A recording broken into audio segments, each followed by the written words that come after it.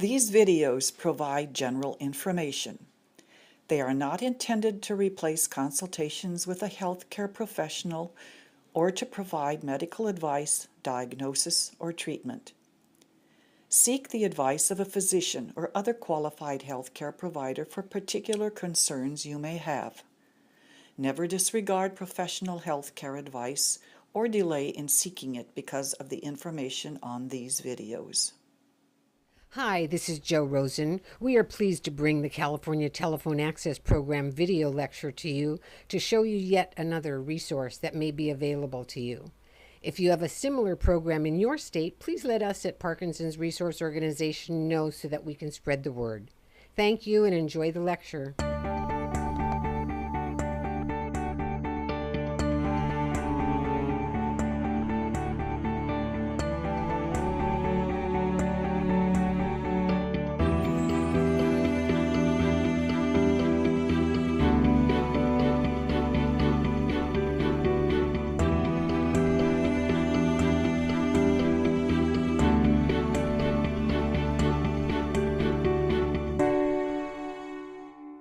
Andie.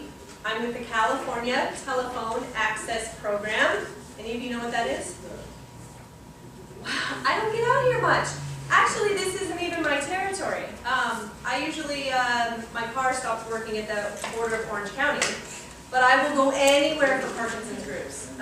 So that is why I'm here. I was going to say good morning, because if the clock says 7 and I'm speaking, it's got to be morning. I turn into a pumpkin at about 6 o'clock. But about 5 a.m., I'm ready to go. So you're videotaping me. I have no idea what's going to come out of my mouth. Past 6. So this is a program of the state of California regulated by the Public Utilities Commission. Those are the things I have to say. We are a free program. How do we do this for free? On your phone bill, if you look at the list of surcharges, one of the surcharges pays for our program. It has equipment and relay in the title. So that's how we do what we do at no cost. What we do is we give telephone equipment to anyone who has trouble with their hearing, vision, mobility, speech, or cognition. And for Parkinson's, that's yes, D, all of the above. Right? We have telephone equipment if you have trouble hearing someone. Now that could be that the volume isn't loud enough, meaning you don't hear the voice, or maybe you hear the voice but it's not clear enough. There might be people you understand perfectly fine, but other people, even at the same volume, you may have trouble hearing them. They're applauding me. You can hear me next door. They're hearing applause behind me. It's kind of nice. So volume and tone are two different things. You may not have a hearing loss, you may hear people just fine, but when you're on the phone, if you're having trouble understanding them, you can adjust the tone, and that will help you clear up the voice. Does that make sense? Yeah. Okay. Also, bigger numbers that will help you see the keys better if you have a vision problem, or some people with Parkinson's need bigger targets to hit. I'll tell you about my uncle if I have time. Yes? My uncle was diagnosed with Parkinson's at 20-something, in his late 20s. He just had a birthday yesterday. He's pushing 60. He's pushing 60. So we've been dealing with Parkinson's a really long time. And so every phone I get, whether it's for someone with a movement problem or not, I give the phone to him and I say, would you please tell me if this would help you at all? Some of the large button phones, he says, helps because certain times a day, his fingers don't really want to hit the right keys. So he uses a bigger button phone. He also said, if you're trying to hit a target with your finger, and sometimes it doesn't work, try a pencil. Now he also has a great sense of humor, so he said, don't sharpen the pencil first. Because the rubber eraser will grip the key that you're trying to hit. Has anybody ever tried that? It's like using an extension kind of, to your finger. So try that, a pencil. And the rubber eraser might hit the keys that you want to dial.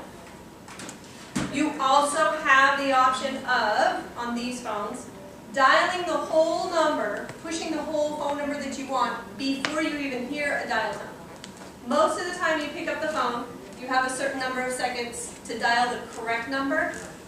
This one will show you the numbers before it even dials. If you get one number wrong, you don't have to erase the whole thing. You can just back up one number until you get the number correct. You look at it, you compare, and then you push dial, and it'll dial for you. Some of you are, interesting.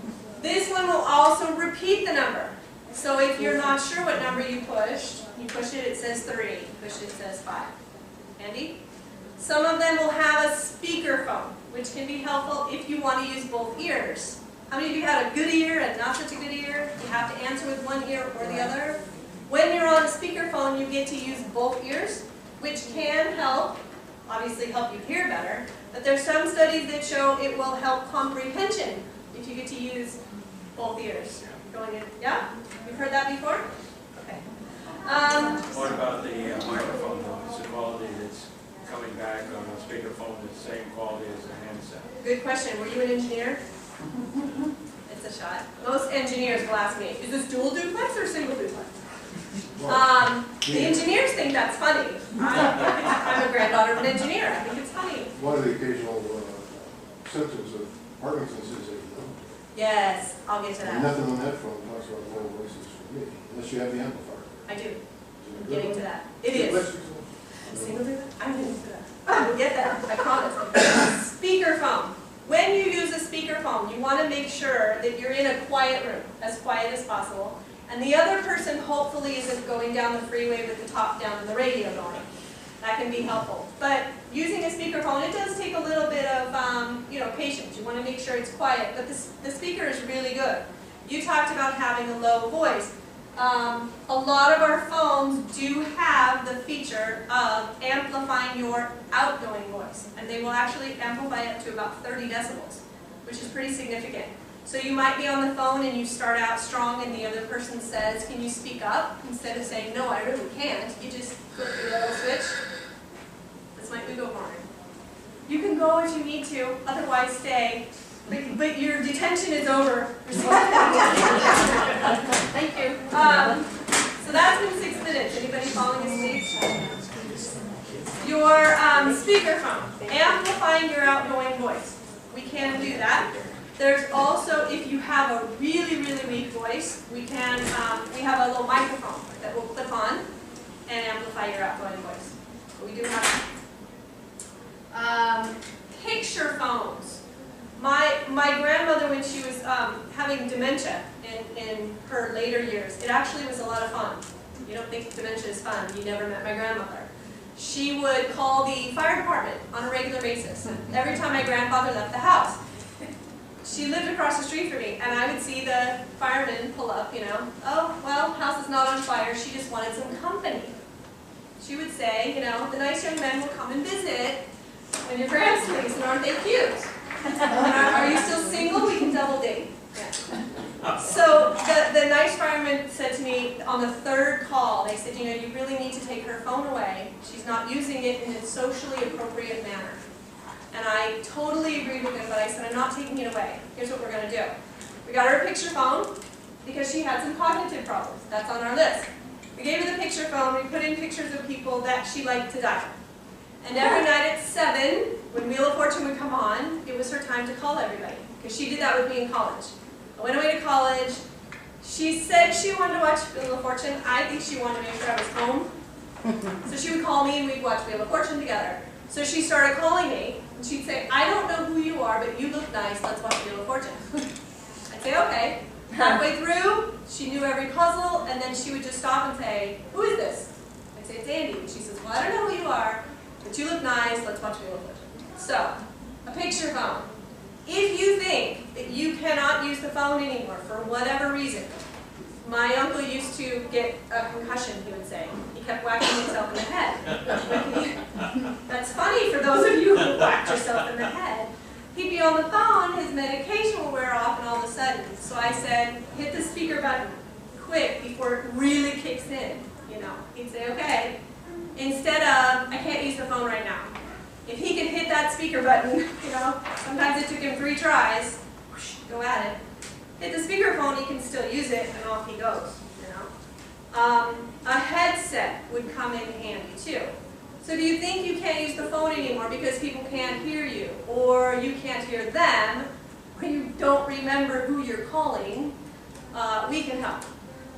But I think something important on that particular phone is that when we have the pictures on that left side, the numbers are still there, and that could distract someone with dementia. So those numbers can actually be covered so that they're not usable, so that the person is only working with the pictures.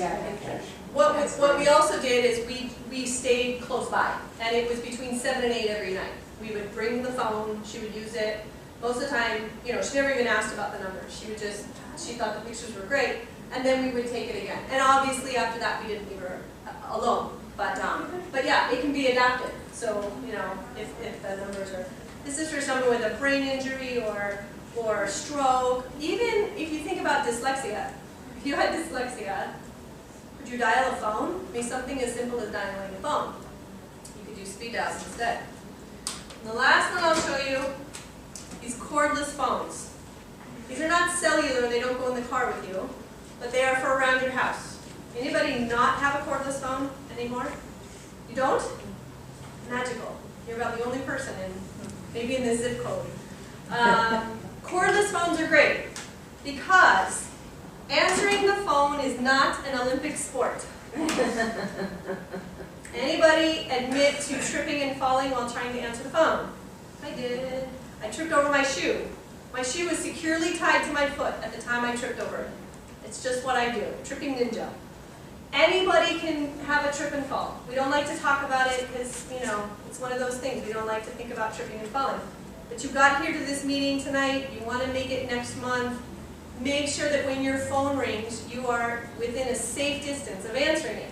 That's why a cordless phone can be great.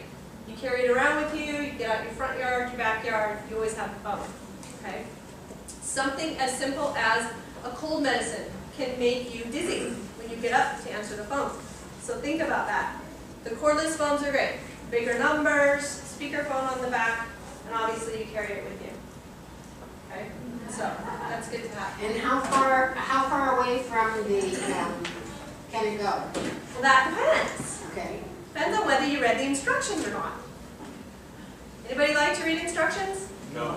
No? I love to read instructions. I like to highlight them. I read every word. I never really get anybody join me on that. You think I'm kidding? Go look at my bedside table. It's full of instructions. I keep a binder. I laminate them. But I understand I'm unique in that. Here's a good point.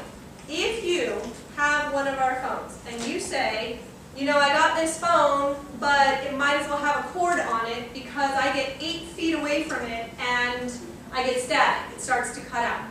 If you call our 800 number, which will be on your phone, there's always a sticker with our phone number on it. They'll find the model number that you have by asking your name and phone number. They'll say, oh, you have the XLC2. Here's what you have to do to increase the range. With these phones, they're shipped from the manufacturer not knowing where they're going to live, and they're preset to a certain channel. It's like taking the bunny ears. If you wanted to watch a different channel, you had to adjust, you know, for the channel. It'll tell you in the instructions, or you call our 800 number, we'll tell you how to adjust the channel for where you live. You only have to do that once. You could probably do it on the cordless phones you have at home. And it dramatically will increase the range sometimes. So, if you have a normal size home, you should be able to get out your front door, your back door, go get your mail at the front porch. In my grandfather's case, after we tuned the channel, he got 2 doors down and across the street to my house, and his phone would still ring. So I would call him, and he'd say, oh, I'm coming right over, and he would keep talking. He'd be in my kitchen, he'd still be talking to me on the phone. I'd say, you can hang up now. And I'd say, oh. And then he'd forget his phone, and it would ring later on my kitchen table. But he could get really far with it. Okay? So you can increase the range. If you're, well, you're welcome. They're clapping again. It used to ring, and all of a sudden it stopped ringing, and you don't know why, call our 800 number. There's just a little, usually it just got moved, and there's something that got pushed here, okay? So not only do you get a phone from us, we want to make sure that you're able to use it, that it works well for you, that if we need to fix it or exchange it, we can, okay? Any questions about the equipment itself before I tell you how to get it? Yes, sir. Two questions. One is security of your neighbor listening in on your wireless line. And two, how long does the battery last on the wireless for one conversation before it needs to be recharged? Well, you can talk for 17 continuous hours if the battery is fully charged. No, 18 continuous hours. I only got to 17, and I ran out of things to say. But if you want to test it, make an appointment, give me a call, and we'll try it again. If the battery is properly charged, when you first get these phones home, you want to make sure you plug it in and leave it alone for about 8 hours. If you properly charge the batteries the first time, you can take it off the base as much as you want. When the little low battery light goes on, you recharge it. We just say overnight, or if you happen to keep it with you at night in your bedroom and you need to charge it during the day, if you don't have a plug in your bedroom, that's fine. And then they should last you a good 4 years. If the batteries ever wear out, you don't need to go and get new batteries. Call our 800 number, we'll send you some new batteries. Your other question? Security on the line. I haven't heard of anybody complaining about that, no. I think unless you're wanted by someone and they sit out in front of your house with a big dish, I don't think I'd worry too much. There's something, I've lost track of the gigahertz and megahertz thing. Supposedly the last big change took care of all of that, because you can't be on the same channel as your neighbor. If you even, it just I don't think can happen anymore. It would go to static instead. So there isn't any more of that. Any other questions? Yes? How many of those can you get? I'm thinking of the house. In our house, we have some in the bedroom. One Okay, in the we will, 6? You have 6? You want more? One in every room. No, I don't know if you're being quiet, because that's, One in every room. or if you're being quiet so she can't hear you. Sorry. One in every room at the basement. Okay. You haven't beat the gentleman from the Parkinson's group who had 13. Wow. He's in Newport Beach, upstairs. He had 13, and he says, my phones don't work all that well. Now, if you have 6 different phones plugged into 6 phone jacks, if you keep installing jacks, it's possible that your phones won't work to their full extent, because it's like an electrical system. You might be overloading it a little. Unless it says 6 deck from. Okay, that could be. We will issue 1 phone per person. Not per household, but per person. So if you already have, 6 phones, you could replace one of the phones you have, or you could just get another jack and keep going. If you need the amplification on the phone, and you plug it in and it's not very loud, and you have 6 or 8 or 13 jacks, I would suggest unplug a few and see if the quality improves. If you keep plugging in phones because you can't hear them very well, you're probably defeating the purpose a little bit. So Yes, that's 1 per person. Yes. And that's only in the state of California, and you cannot take it with you. If you try to leave the state of California, it will self-destruct. This half is still awake. This half is started. You can't leave, no. It is a state of California program, so we would ask you to return it if you try to leave the state. Otherwise, we will hunt you down. There's a whole division for that.